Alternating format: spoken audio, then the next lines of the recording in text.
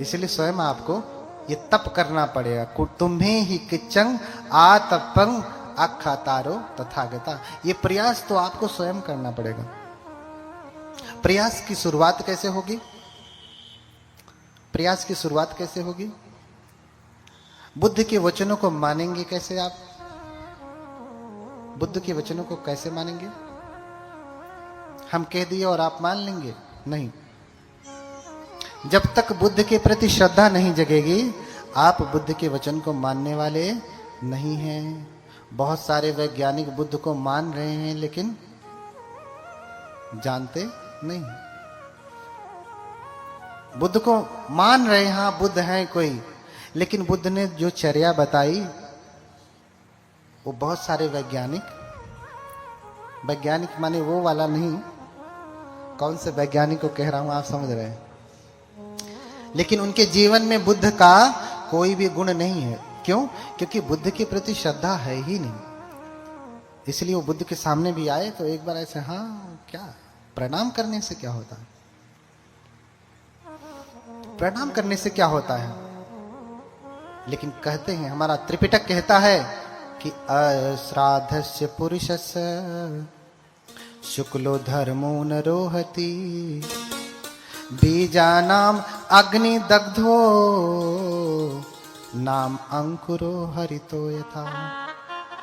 मेरे वचन नहीं। जो व्यक्ति श्रद्धालु नहीं है, जिसमें श्रद्धा नहीं है, उसमें शुक्ल धर्म का सुक्कं धम्मं विपहाय,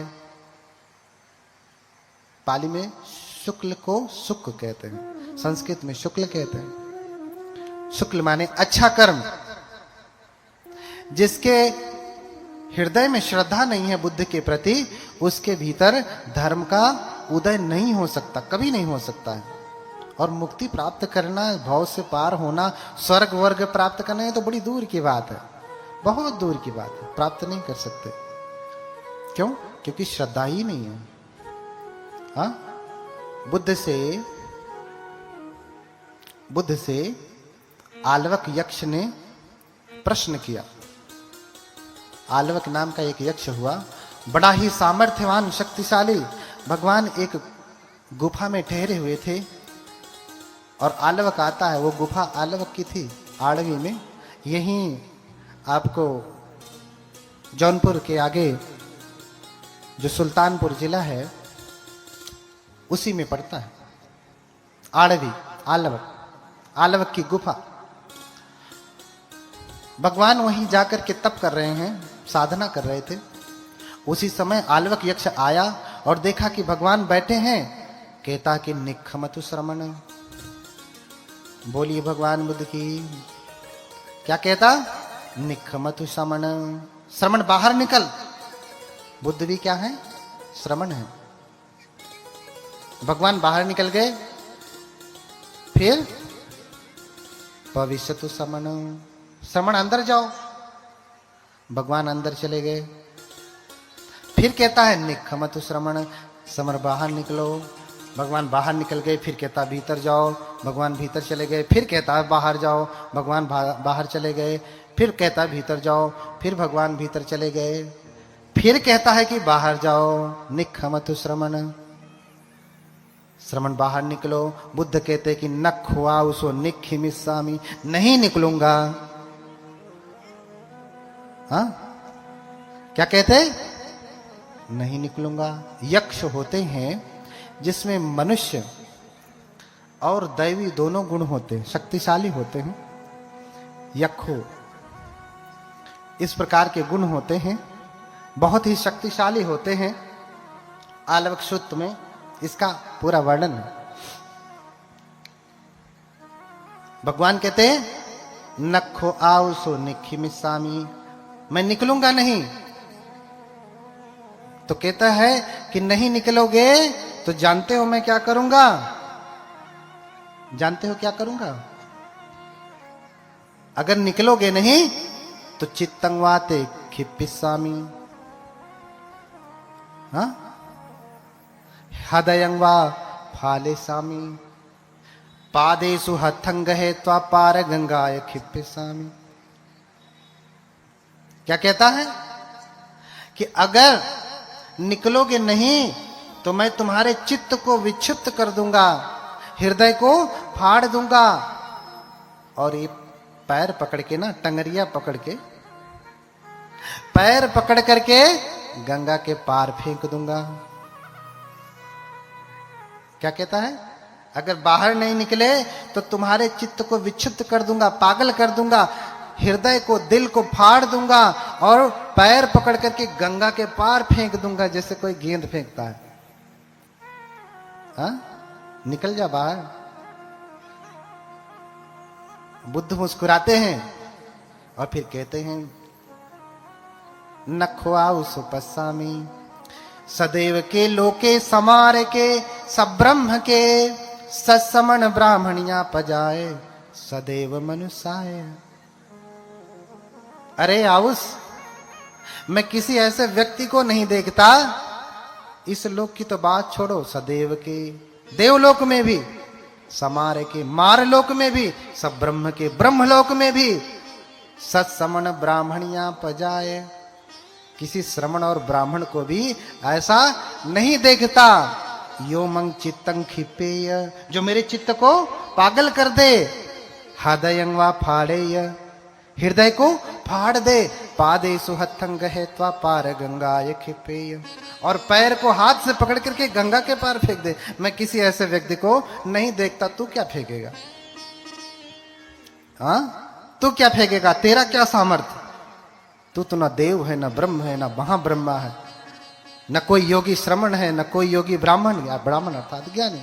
तू क्या मुझे फेंकेगा? लेकिन अपितंग आउस पुछ यदा कंक सीधी। हाँ, लेकिन तेरे ऊपर कृपा है, तुझे जो पूछना है पूछ, तुझे जो पूछना है पूछ, तुझे जो पूछना है पूछ। चित्त उत नहीं फाड़ सकता। तू मुझे क्यों बाहर निकालना चाहता, क्यों बाहर अंदर करना चाहता? तुझे जो पूछना है सीधे सीधे पूछ, बाहर भीतर क्या लगाया है? तो फिर घबरा जाता है कि भगवान तो सही में सामर्थ्यवान है। मैं तो धमका रहा था कि हो सकता है डर के मारे हमारी धाक, कभी कभी कुछ होता, होते कुछ नहीं, अंदर से पों होते हैं और खूब धाक दिखाते हैं। जानते हो मैं कौन हूं? भैया वो जानता तो आपको कहना पड़ता कि जानते हो मैं कौन हूं। इसी से पता चल रहा है तुम हो कौन। कुछ भी नहीं हो, कहीं राष्ट्रपति थोड़ी नहीं हो, प्रधानमंत्री थोड़ी नहीं, मुख्यमंत्री थोड़ी नहीं। हाँ, तो लोग धमकी देते, नहीं जानते तुम मैं कौन हूं। अरे भैया जानता तो कहता क्यों? बड़ा मूर्ख आदमी है। हाँ? तो ऐसे धमका रहा था कि हो सकता है कि श्रमण गौतम डर जाए, भगवान डर जाए, लेकिन खुद ही डर जाता है जब डांटते हैं भगवान। जानता है कि मैं श्रमण गौतम से किसी भी प्रकार से लड़ नहीं पाऊंगा, इसलिए प्रश्न पूछता है कि ठीक है मैं प्रश्न पूछता हूं, उसका उत्तर दो। अगर तुम सही में श्रमण हो, भगवान हो, बुद्ध हो, तो मुझे इसका सही उत्तर दो। कई सारे प्रश्न पूछता है, मैं एक प्रश्न के ऊपर चर्चा करूंगा। कहता है प्रश्न पहला, ध्यान से सुनना, बोलिए भगवान बुद्ध की। इधर से माता जी लोग, इधर देखिए सब ध्यान दे रहे हैं, आपकी गोल कमजोर पड़ रही है। हाँ, तब कहेंगे कि पुरुष, स्त्री भी पुरुष के बराबर है, कैसे मान लें? पुरुष तो ध्यान से सुन रहा है। समानता का अधिकार भी चाहिए, काम भी समानता वाला न रहे, है ना? ध्यान दीजिए, थोड़ा बात कम करिए। आज के बाद खूब बात करना है, थोड़ा सा और 1-2 घंटा। हाँ, प्रश्न पूछता है, किंसुध वित्तं पुरिसस्य सेठं। पहला प्रश्न कि बताइए श्रमण, सबसे श्रेष्ठ धन क्या है? सबसे श्रेष्ठ धन क्या है? किंसुध वित्तं पुरिसस्य सेठं। पहला प्रश्न पूछता। प्रश्न बहुत सारे हैं, क्योंकि मुझे श्रद्धा पे चर्चा करनी है कि बुद्ध की बातों को आप क्यों नहीं मानते। तो बुद्ध उत्तर देते हैं कि यक्ष आलवक सद्धीध वित्तं पुरिसस्य सेठं। श्रद्धा प्लस इध संधि हो गई तो क्या हो गया? सद्धीध। इध माने यहां इस लोक में, सद्धीध वेत्तंग पुरी सेठंग, इस लोक में सबसे श्रेष्ठ धन क्या है? श्रद्धा। सबसे श्रेष्ठ धन क्या है? श्रद्धा। श्रद्धाय तरति योगं अपमादेन अर्णवं। अगर इस भाव से पार उतरना है ना, अरहत्व तक जाना है, बुद्धत्व तक जाना है, या स्वर्ग नरक भी आपको जाना है, नरक नहीं स्वर्ग जाना है, तो आपके लिए क्या चाहिए? श्रद्धा। बिना उसके नहीं। श्रद्धाय तरति ओघं, श्रद्धा से ही इस दुष्कर ओघ को, बाढ़ को, जो व्यक्ति को डुबा रही है बार बार यहीं में, व्यक्ति उसको पार करता है। इसलिए कहा अश्राद्धस्य पुरुषस्य शुक्लो धर्मो न रोहति बीजानाम अग्निदग्धो नामंकुरो हरितो यथा। बिना श्रद्धा वाला व्यक्ति कभी भी धार्मिक नहीं हो सकता। ज्ञानी हो सकता है, विद्वान हो सकता है, प्रकांड पंडित हो सकता है, लेकिन धार्मिक नहीं हो सकता। बोलिए भगवान बुद्ध की। इसलिए विद्वता के साथ क्या होनी चाहिए? श्रद्धा। और देखना, जिस व्यक्ति में श्रद्धा नहीं है, समर्पण। श्रद्धा किन किन बातों से परिलक्षित होती है? अरे आप अपनी मम्मी पापा को भी ऐसे हाथ जोड़ लेंगे तो भी कोई बात नहीं, मम्मी पापा नाराज थोड़ी ना होंगे। और झुक करके प्रणाम करेंगे तो भी कोई बात नहीं, ऐसे छू लेंगे तो भी कोई बात नहीं, माथा पटक करके 3 बार प्रणाम करेंगे तो भी कोई बात नहीं, प्रणाम नहीं भी करेंगे तो भी कोई बात नहीं। लेकिन सब प्रकार के प्रणामों में अंतर है। प्रणाम नहीं करेंगे तो इसका मतलब ये नहीं कि माता पिता आपको श्राप देंगे, ऐसा होगा नहीं। लेकिन जिस दिन आप माथा पटक करके उनको प्रणाम करेंगे ना, उस दिन आशीर्वाद आपको बहुत अधिक प्राप्त होगा। ये तो माता पिता तक की बात है, बुद्धों की बात तो और भी निराली है। बुद्धों की बात तो और भी निराली है। कोई बहुत बड़ा विद्वान हो लेकिन बुद्ध के पास आता है, बुद्ध के विहार में आता है, कम से कम 3 बार प्रणाम नहीं करता, ये प्राथमिक बात है, तो समझ लेना कि ये सही बुद्धिस्ट नहीं। किसी किसी काल परिस्थिति में कभी कभी ऐसा नहीं हो पाता है, मजबूरी होती है या कुछ और अन्य बहुत सारे कार्य होते हैं, लेकिन हमेशा ऐसा नहीं होता है। ऐसा अपवाद कभी कभी होता है, ऐसा अपवाद कभी कभी होता है। अगर ऐसा व्यक्ति नहीं करता है तो समझ लेना कि वो ठीक से बुद्ध को मानने वाला नहीं है, वो धार्मिक नहीं होगा, विद्वान, बहुत बड़ा स्कॉलर। आजकल बहुत सारे स्कॉलर हैं, रिसर्च स्कॉलर हैं, है ना। बहुत बड़े कॉन्फ्रेंस होते हैं, उसमें जो है कॉन्फ्रेंस में लोग जाते हैं, अपनी विद्वता को प्रदर्शित करते हैं। अभी मैं भी पाकिस्तान में ही कॉन्फ्रेंस करके आया, विद्वानों के बीच में देखा कि कैसा विद्वान होता है, कैसा विद्वान होता है। बिल्कुल मिट्टी के पुतले जैसा, कोई मर्म नहीं, कोई मोह नहीं, कोई ज्ञान नहीं, कोई भाव नहीं, कुछ भी नहीं। ऐसे विद्वान होते आए और कंप्यूटर की तरह से फाइल निकाला, पढ़ दिया, पेपर हो गया, मैंने अपना कह दिया, दूसरा आए बोले। इसको ये व्यक्ति कभी भी भवसागर से पार नहीं उतर सकता, चाहे भले ही त्रिपिटक क्यों न कंठस्थ हो। उसको भाव से पार कौन उतरता है? श्रद्धाय तरति ओघम। श्रद्धा से व्यक्ति इस भव सागर से पार उतरता है। अब एक प्रश्न ये भी है, क्या बुद्ध की पूजा की जाती है? क्या बौद्ध धर्म में पूजा का विधान है? देखिए, बहुत गहरा विषय है, इसी को लेकर के बहुत लड़ाई है। इसी की वजह से बहुत सारे लोग आए भी नहीं है कि अरे वो तो अंधविश्वास बताते हैं, पूजा पाठ या वाह। ऐसा थोड़ी ना होता है बौद्ध धर्म में। वो कहीं आकाश से कोई बौद्ध धर्म का ग्रंथ पढ़ के आए होंगे। मैं तो यही धरती वाला जो भगवान बुद्ध ने उपदेश दिया वही पढ़ के बताऊंगा आपको, प्रमाणों के साथ, साक्ष्यों के साथ कहूंगा। और आपको भ्रम होगा तो एक एक श्लोक नोट करते जाइए, जाकर के किताब खोल खोल करके देख लीजिएगा कि मैं गलत कह रहा हूं कि सही कह रहा हूं। इतना श्लोक अपने लिए नहीं याद किया, मेरे लिए तो बुद्ध देख लिया, दर्शन हो गया, आपके लिए किया हूं। पढ़ता आपके लिए हूं, मेरे लिए नहीं, क्योंकि मैं तो जान गया बुद्ध ही सर्वज्ञ है, बस इतना पर्याप्त है। लेकिन आपके 75 प्रश्न हैं, उनका उत्तर नहीं मिलेगा तो आप बुद्ध के रास्ते पे आएंगे नहीं। तो कितने लोग हैं जो मानते हैं कि बौद्ध धर्म में पूजा पाठ भी होता है? हाँ, बाकी वैज्ञानिक लोग हैं। बोलिए भगवान बुद्ध की, भगवान बुद्ध की। देखिए, बौद्ध धर्म का, त्रिपिटक का बहुत महत्व है, लेकिन उस त्रिपिटक की एक कुंजी है, कुंजी। जैसे आप मैथमेटिक रखते हैं ना, उसकी होती है ना एक कुंजी, कुंजी होती है ना। त्रिपिटक की कुंजी क्या है?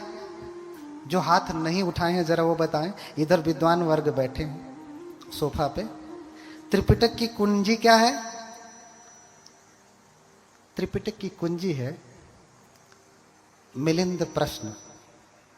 उसे त्रिपिटक की कुंजी कहा। क्या कहा? त्रिपिटक की कुंजी कहा। अर्थात त्रिपिटक आपने पूरा पढ़ लिया, बिना पढ़े मिलिंद प्रश्न के सारे जो है उदाहरण तर्क आपको सही से नहीं समझ में आएंगे। लेकिन त्रिपिटक पढ़ा है तब समझ में आएगा कि कुंजी में क्या दिया गया। समझ रहे हैं ना? त्रिपिटक की कुंजी है मिलिंद प्रश्न। उसे पाली में मिलिंद पन्नो कहते हैं।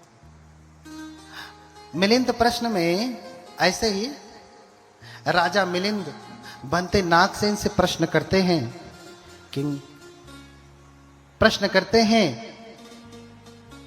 कि क्या भगवान बुद्ध पूजा स्वीकार करते हैं? पूजा करने के लिए कहते हैं। ध्यान से सुनिएगा। आज तक आप जो जानते रहे होंगे, बहुत क्या जानते रहेंगे मुझे नहीं पता, लेकिन जो अभी सुनेंगे वो बिल्कुल नया होगा आपके लिए। ध्यान से सुनिएगा। क्या बुद्ध पूजा स्वीकार करते हैं? हाँ, किंको भंते नागसेन बुद्धो पूजन साधयति। क्या भंते भगवान पूजा स्वीकार करते हैं? श्लोक लिखते जाओ जिसे भ्रम हो। हाँ, क्या भगवान पूजा स्वीकार करते हैं? नहीं। और अगर स्वीकार करते हैं तो वो निर्वाण को नहीं प्राप्त किए, महापरिनिर्वाण को प्राप्त नहीं किए, क्योंकि जो निर्वाण प्राप्त कर लिया परिनिब्बुत हो, वो तो इस संसार से फिर चला जाता है, उसका वो मुक्त हो जाता है। जैसे दीपक है, बुझ गया, वैसे ही व्यक्ति निर्वाण प्राप्त करने के बाद बुझ जाता है, फिर इस लोकांतर में कहीं भी नहीं रहता, मुक्त हो जाता है वो। और अगर भगवान ने निर्वाण प्राप्त कर लिया है तो जो हम पूजा करते हैं वो व्यर्थ हो जाता है, क्योंकि जब कोई है ही नहीं। हाँ? अगर बुद्ध स्वीकार करते हैं तो उन्होंने महापरिनिर्वाण नहीं प्राप्त किया, वो अभी हैं इस लोक में, इसलिए तो स्वीकार कर रहे हैं। कोई होगा तभी तो लेगा ना जो पूजा आप देंगे। और अगर स्वीकार नहीं करते, अगर वो महापरिनिर्वाण प्राप्त कर लिए हैं, तो हम जो पूजा करते हैं वो तो व्यर्थ हो जाता, क्योंकि जब कोई है ही नहीं तो पूजा का कोई लाभ है? प्रश्न समझ में आ रहा है? प्रश्न समझ में आ रहा है? अगर बुद्ध पूजा स्वीकार करते हैं तो उन्होंने महापरिनिर्वाण नहीं प्राप्त किया, इसी लोक में है। और अगर महापरिनिर्वाण प्राप्त कर लिया तो भैया किसे पूजा करें, किसे जो है समर्पित करें? कोई लेने वाला ही नहीं, वो तो व्यर्थ हो जाएगा। हाँ? ऐसा कठिन प्रश्न पूछा, इसे मेंढक प्रश्न कहा। क्या कहा? क्यों कहा? क्योंकि मेंढक का शरीर बड़ा जटिल होता, मनुष्य के शरीर जैसा। ऐसे ही ये प्रश्न भी क्या है? जटिल है। इसलिए आदमी के ऑपरेशन से पहले पूछिए, डॉक्टर बैठे हैं, किसका ऑपरेशन कराते हैं? मेंढक का। किसका? मेंढक का। तो किंखो भंते नागसेन बुद्धो साधयति, यदि खो भंते साधयति न परिनिब्बुतो भगवा, यदि परिनिब्बुतो तो कथं पूजा अवंजो होती अफलो। तो भाई क्यों पूजा करें? दोनों प्रकार से भाई पूजा का कोई अर्थ नहीं है। तो भंते नागसेन कहते हैं, राजन परिनिभूतो खो भगवान न पूजन साधयति। ध्यान से समझना, एक एक शब्द में, वाक्य में बड़ा गहरा दर्शन है। एक भी अक्षर विचलित हुआ तो दूसरा कुछ समझ जाएंगे, नुक्ते के हेर फेर से खुदा जुदा हो जाएगा, है ना? खुदा क्या हो जाएगा? जुदा हो जाएगा। परिनिभूतो खो महाराज भगवा न पूजन साधयति। महाराज भगवान तो परिनिर्वाण को प्राप्त कर चुके हैं, वो पूजा स्वीकार नहीं करते। लेकिन फिर भी अगर कोई पूजा करता है तो उसकी पूजा सफल होती है। कठिन उत्तर है ना? भगवान महापरिनिर्वाण प्राप्त कर लिए, इस लोक में है ही नहीं आपकी पूजा लेने के लिए, लेकिन फिर भी अगर आप पूजा करते हैं तो वंझो भवति सफलो, तो अचूक एवं सार्थक सिद्ध होती, सफल हो जाती है। हाँ, तो भंते नागसेन से राजा कहते, भंते हाँ, जैसे पिता पुत्र का गुणानुवाद करता है, पिता पुत्र की प्रशंसा करता है और पुत्र पिता की प्रशंसा करता है, ऐसे ही आप कर रहे हैं। आप तो भगवान बुद्ध के श्रावक हैं, शिष्य, आप अपने भगवान की प्रशंसा कर रहे हैं। लेकिन ये तो उत्तर नहीं हुआ, ये तो उत्तर नहीं हुआ। बनते कृपया मुझे समझाएं, उदाहरण देकर समझाएं, बात समझ में नहीं आ रही। तो भगवान कहते हैं, बनते कहते हैं कि भगवान परिनिभूत हो चुके हैं, पूजा स्वीकार नहीं करते, लेकिन फिर भी जो कोई पूजा करता है अचूक